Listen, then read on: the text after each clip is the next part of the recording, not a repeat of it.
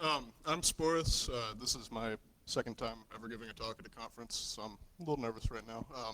Anyways, yep, first time was with church. I'm going to be talking about lockpicking. I'm a member, first off, if you leave my talk, your chance of a velociraptor-related incident increases by 37%, so don't leave, because I will hunt you down. So who am I? I'm a Fools member. It's the Fraternal Order of Locksport. It's based out of Bloomington, and I'm a criminal justice student at the University of Mississippi, and I'm an amateur strongman competitor, and I'm very nervous right now.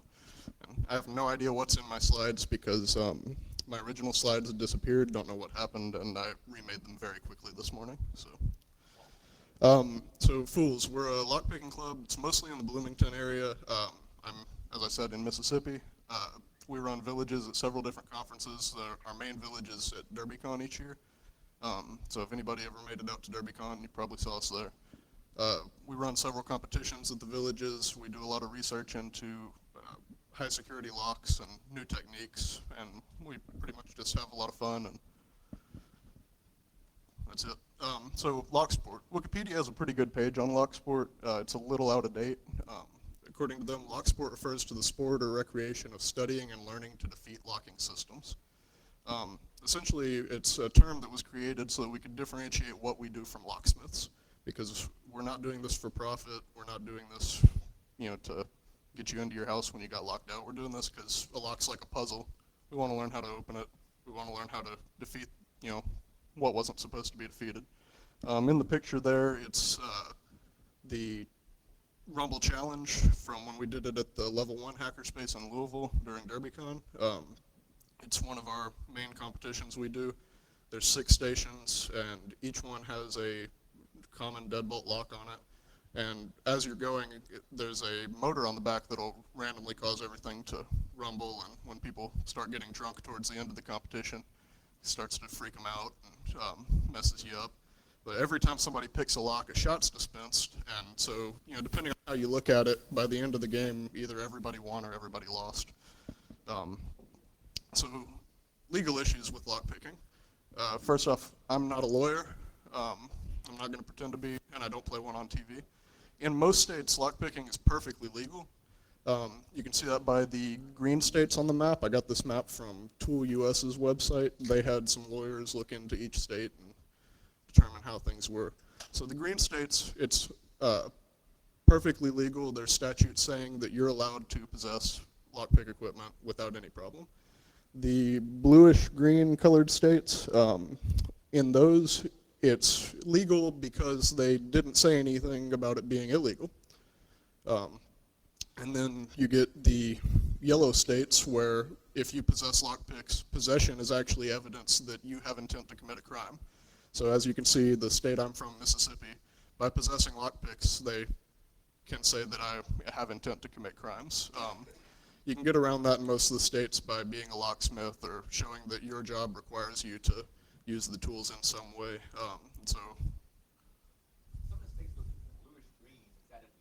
Right, the bluish-green ones are the ones where their laws don't say anything about whether lockpicking is legal or not, so it's assumed legal. And then you have Tennessee. Tennessee has a completely different thing where they had laws set up because there's a very strong locksmiths union here in Tennessee, and their laws were set to protect against people coming and just drilling out your locks, knowing nothing about locksmithing, and essentially scamming you. But the laws were created overly broad and essentially made it where it's very, very controlled here in Tennessee. There's a couple exceptions to it if you're not a locksmith, where if you're a distributor or security researcher, property owner, things like that, you can get around it. So rules: don't pick anything that's not yours unless you have explicit permission to. That's a given. Don't pick anything that's in use because you have the potential of things getting destroyed, even if you don't use a broad axe. And don't do anything illegal. It takes a lot of the fun out of it, but I have to say these things. So how a lock works. This slide's going to take forever to start up because my computer's going slow. You have 2 sets of pins in each pin chamber. Your lower pins are your key pins, and your higher pins are called the driver pins. When you put the key in, it lifts the pins to the correct position so that between the plug and the housing, there's nothing keeping it from rotating. And you can see here that the key lines them up perfectly. And so when you're picking, you're essentially trying to emulate the key, and you'll be maintaining tension on the plug the whole time. So what makes picking possible is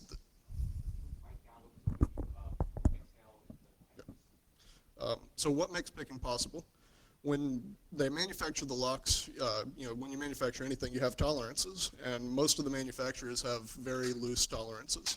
And so instead of the pin stacks being in a perfectly straight line, you end up with what you see here, where they're, sort of an S, or one will be off by a good bit, or different things like that. Because of that, when you apply tension, one of the pins will bind before the others, letting you pick that one into place and then move on to the next one that binds, and so on. And later on, I've got a image showing how that's done. So the tools that you'll use, starting from my left, the tension wrench is probably your most important tool. You're going to use it every time you're picking a lock. It's also called a tensioner, a torsion wrench if you want to be more correct, torsioner. Lots of different things. Most people just call it a tension wrench because it's easy and everybody calls it that, even though it's a little incorrect. You'll see different styles of it, but essentially you're using it to apply turning pressure on the plug while you're picking the lock. The Bogota, this is a picture of the set that we sell at the conferences we go to. This one's not a true Bogota that you see created by Raimundo. You can find online. It's got the same end on it, but a real Bogota also works as a tensioner as well as working as a pick. The handle's a little different. Next you have the ball pick, useful for wafer locks and a couple other things. I actually end up using mine as anytime I need something I don't have a tool for, and I shape it. Then you have your snake, that's a raking tool.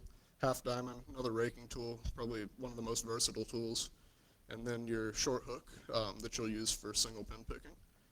And I'll get into these techniques in a little while. So first off, single pin picking. You'll put your tensioner in the plug and apply turning force, and then you'll put the pick in and you'll test each pin stack, attempting to find which one's binding. And so as you see here, you found out that one was binding. So you pick it up into position. Sometimes you'll feel it click as it gets there. Depending on how the lock is, it may or may not be very pronounced. And then you just move on to the next pin stacks and keep testing them until you find the next one binding, and so on. And eventually you'll have all of them and the lock will open for you, which should happen here in just a second. And so that's picking. It's very simple.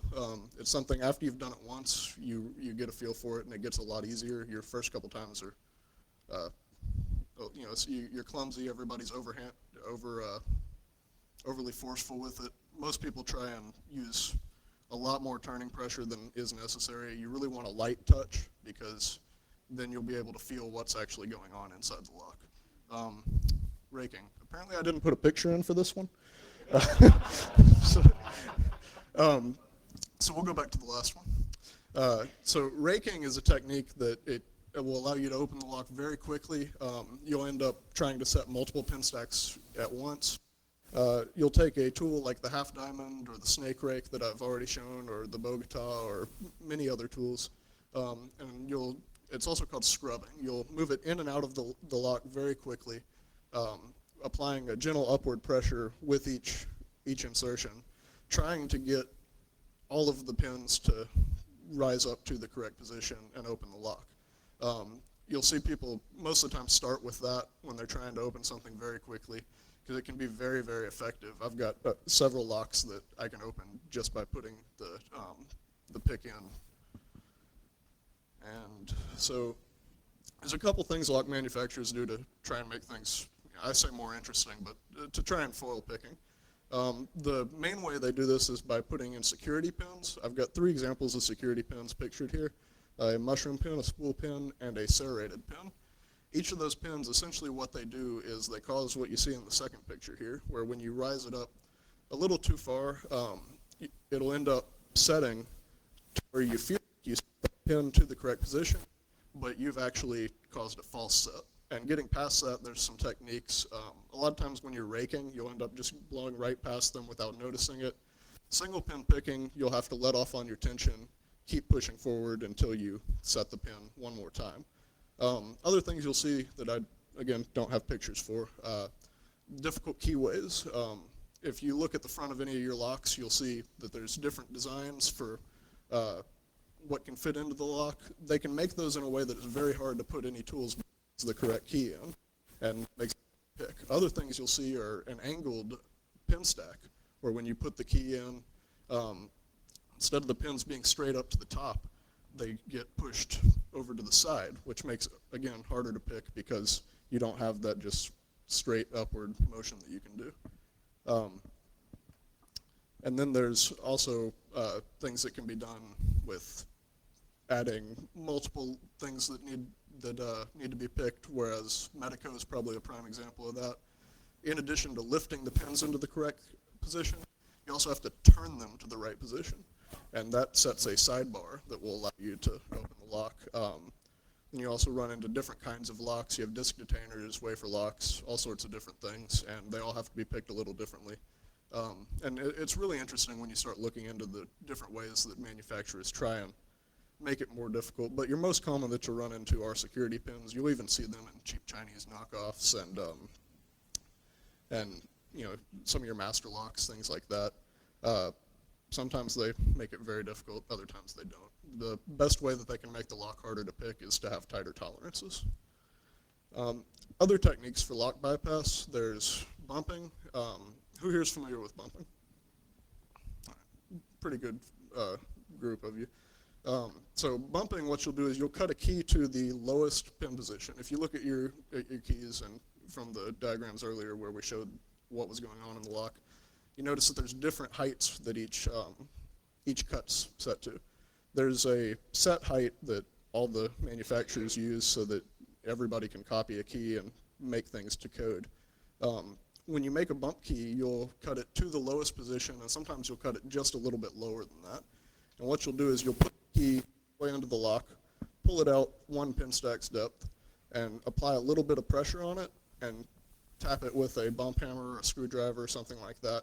And what will happen is you'll hit all of the pin stacks at once, and the inertia from that will travel through the key pins into the driver pins and cause them all to fly upward and hopefully catch at the shear line at the same time, and the lock will open. When the first time you see it, it's kind of a mind-blowing thing, just how easy it is to open that lock. Other things you can do are impressioning. You take a blank key, put it into the lock, apply a lot of pressure, turning it and lifting it up and down. And then when you pull it out, there will be marks where each of the pin stacks were.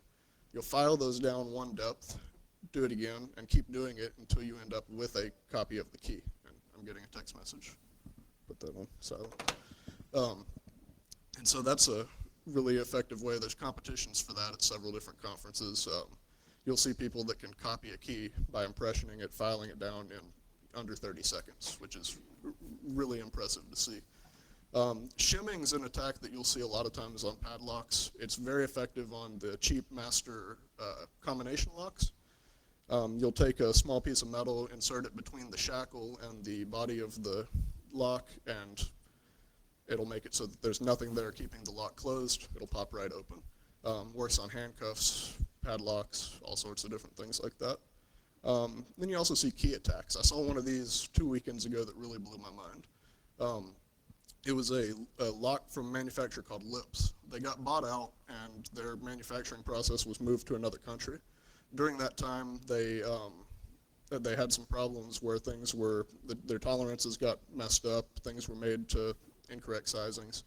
And so one thing you can do with this lock, you can put a blank key into it and apply tension. And while you're applying tension, you pull the key out. As soon as the key comes completely out, you let off the tension just a little bit, and that causes all of the key pins to fall back down into the plug. The lock opens right up. And what caused that to happen was only a 0.2 millimeter difference in the sizing of the pins to the holes that they were in.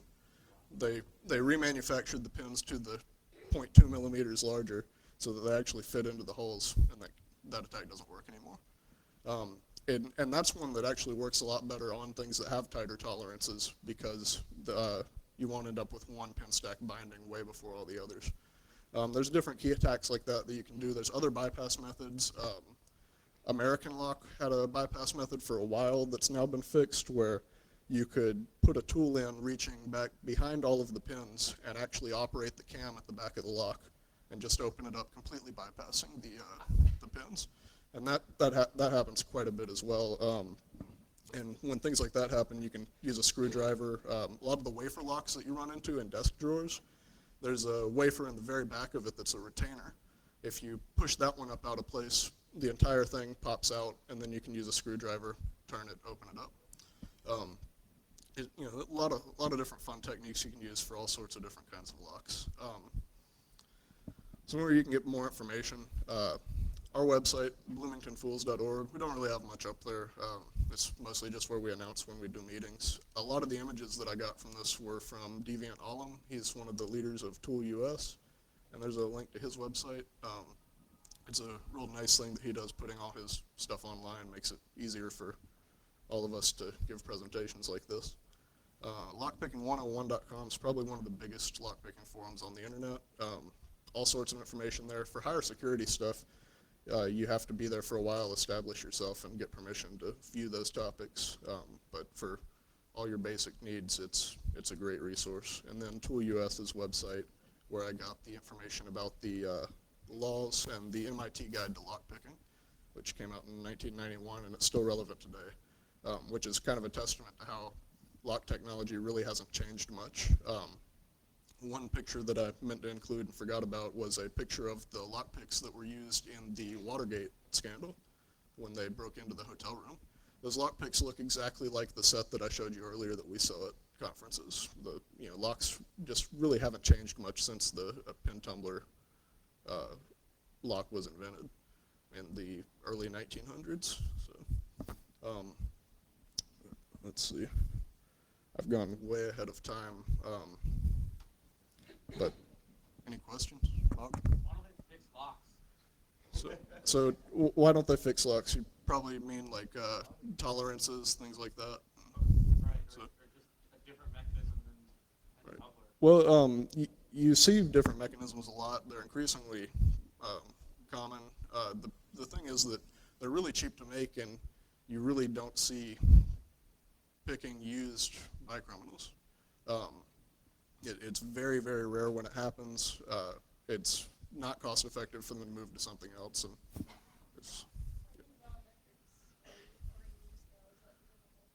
And biometrics are becoming more popular. I don't really have any numbers on it. I haven't really looked into that. I've only gotten into lockpicking in the past few years, and so I haven't looked into biometric bypass and things like that. I do pin tumblers, disk detainers, wafers, things like that. Just the physical locks themselves. So.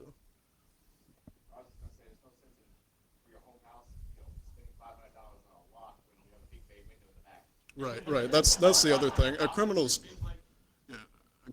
going to take the easiest way in, but it is starting to change where they do make things better.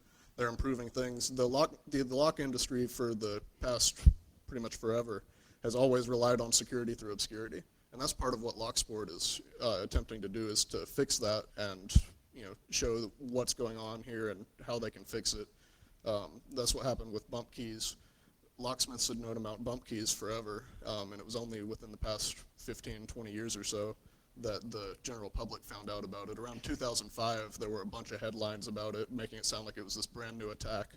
The locksmiths knew about it, they just kept other people from learning about it. And so LockSport's attempting to make these things more known so that they will end up getting fixed. But again, you're going to end up with people cutting your padlocks, breaking windows, kicking the door in, things like that more often than they're going to go for these other methods. Have you seen the master lock that has like the directional pad on it? I have. Have you seen any attacks on that? So the master lock in question, it's one where the combination's done by moving there's a knob on the front, you'll move it up, down, left, or right, and you'll do a certain combination with that. The only attack that I've seen on it, because it's actually a very well-made lock for the price, there's a decoding attack on it. Once you've got it down, it's pretty fast. There's a lot of math that was involved in figuring out what would be done there. And I can't explain it too well because I just heard about it last week actually, so that was good timing on this question. Yeah, there's a decoding attack, and once you get it down, it can actually be decoded in about 20 minutes without fail. So, yeah, well, it's one of those things where that attack hasn't been publicly announced yet. I just was talking with some people the other day and heard about it, and they explained it. It's one of those that we're working with them on it. So, I think there was a question in the back. Yeah, I was wondering about the impact of the TSA locks, so that a lot of the locks Okay. Yeah, the TSA locks now. So we've all encountered the TSA at some point or another since 2001. They require you now when you lock your luggage to have a lock that is accessible by the TSA. Even your combination of locks, you'll notice that there's a keyhole on the bottom of it. They'll have a key ring of 15, 20 keys that will let them open any of the TSA approved locks. The funny thing is that a lot of times they won't even bother with that though, and they'll go ahead and cut off your TSA approved locks. I can't pick up the dam, and every TSA lock I've tried so far, which maybe is only getting around to 2 or 3, I've been able to rake it in like seconds. Right, yeah. All the TSA locks are made very cheaply. There's really nothing good about them. It's one of those, it doesn't even work very well as showing you that somebody didn't get into your luggage because they're so easy to open, but I suppose it's better than nothing. How much are you going to trust the people that you checked your baggage with? That's what you have to decide on. You were mentioning the Tennessee laws earlier. How much of it is actually to protect consumers from scammers, and how much of it is a protectionist racket for people who are licensed locksmiths versus someone who can amateurly make a little side tab? It's mostly it's aimed towards the scamming thing, but you can, depending on how you want to look at it, it could be about the licensing.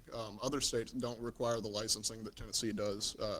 Like in Mississippi, for example, you just have to set up a business and say you're a locksmith, and you don't have to have any training or anything like that. Tennessee, you actually have to be a licensed locksmith. You have to be a member of the American Locksmiths Organization of ALOA. I don't remember what all it stands for. I was going to say America twice, but that would have been incorrect. Yeah, that's one of those. You just kind of have to decide how you're going to look at it as to whether it's all about scammers, whether it's about protecting the locksmiths themselves. I try to be a little optimistic, but it's hard, and so it probably is just about protecting them. So, yes.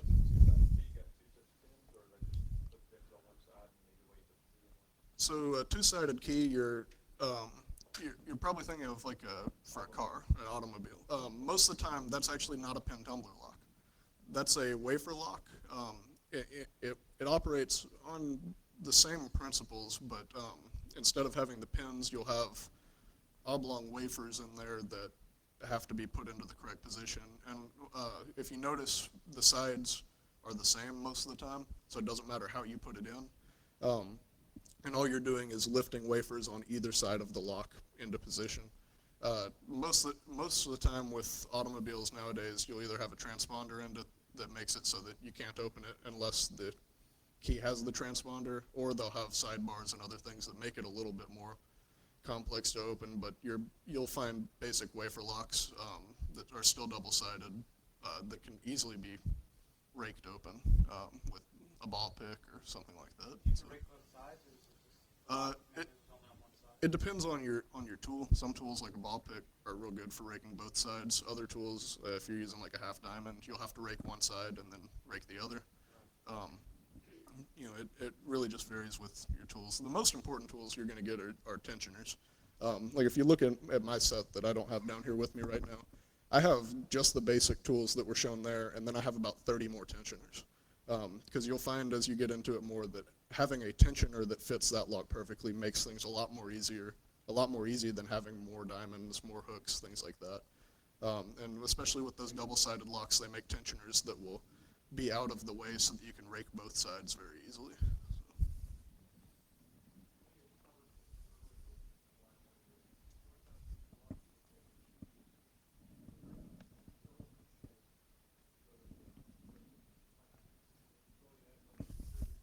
So, talking about like tubular keys, see them a lot, or used to see them a lot on vending machines, um, and cash boxes, things like that. It's essentially the same mechanism as a pin tumbler. You still have pin stacks; they're just arranged in that circular motion. If you look at the key, there's cuts to different depths around it. It's harder to pick because it's harder to get tension on it. But if you have a tool that's specifically made for a tubular lock, then it can be picked very easily. And those tools actually, once you've picked it, the tool actually works as a copy of the key. And then afterwards, you just put the tool on there, open the lock back up. With the better made ones by brands like Ace, things like that, you'll need a tool like that to pick it. The real cheap ones that you see a lot on like bike locks, you can pick them with a Bic pin. You're essentially impressioning the lock. You can pick them with, if you roll up a sticker that's the diameter of the tube, you can pick it with that. I actually did that a couple weeks ago for the first time, and it was another one of those, like, wow, that was really easy. But yeah, they really don't provide much more security. So, but they'll do the same thing with them where they'll have spool pins that try and make things more difficult. So a lot of times with those, you'll have the different zigzags cut into the sides of them, things like that. What it's doing is it's moving stacks where instead of lifting them with the top of the key, there will be a piece that sticks out into the side, and so it'll slide through that, and it has to align in the right way so that it'll drop a sidebar into place and open it.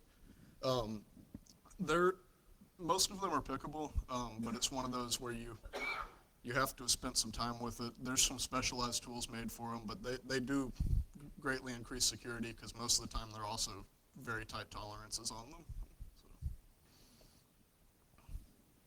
So you've never really done this a lot. What are the simplest locks to start with? That's a good question. Just going and getting cheap master locks, the basic master lock, the silver with the blue band around the bottom or the brass colored with the blue band, those are really good ones to start with. Typically have 4 pins, typically won't have any security pins. And they'll vary from, I've got some that you can just put the pick in and it'll open up. And then I've got others where you'll have to single pin pick them and it'll take a little while. It's kind of luck of the draw with those. They're a great start. And then moving on to different master locks and then starting with deadbolts, things like that. I just want to say 2 things. One is that I've got a friend who runs a site called Ace Software, and they sell 1 pin, 2 pin, 3 pin, 4 pin locks, 4 Right. pin locks. He's actually got one now that there is the actual basic machine because Yeah, the practice locks like that are a good thing. When we do our villages, we have sequentially pinned locks like that where you can just do 1 pin and then you'll add 1 more pin each time, so that way when you're learning single pin picking, you can get the feel for that one, open it up, and move on. It's a great way to learn it. And then those where you can see the pin stacks, see what's going on are good as well. The problem with those is that you can start getting reliant on your vision for when it's in the right position. And so I like to tell people to stick with a lock where you can't actually see what's going on, because then you'll actually get a good feel for it.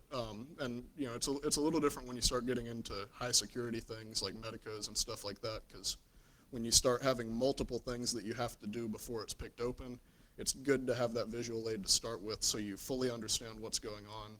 And that's where those come into play, is if you don't fully understand the lock, it's a good tool. If you understand what's going on, it's better to just go ahead and get a feel for it with a lock that you can't see what's in there. But the sequentially pinned ones are a great tool for learning single pin picking.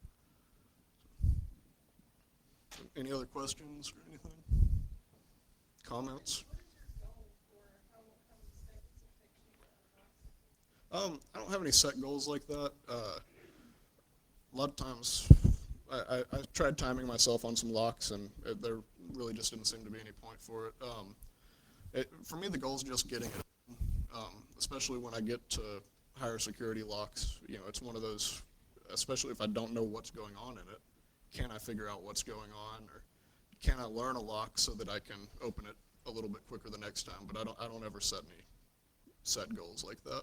There's competitions where time really does come into play, where it could be a little different, but I don't typically compete. I just do it for fun.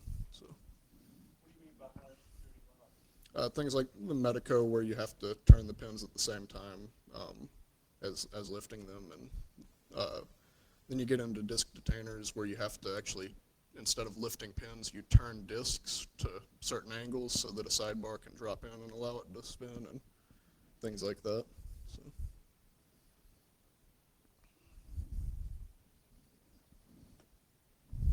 All right. Well, if there's nothing else, then I think we'll let everybody go.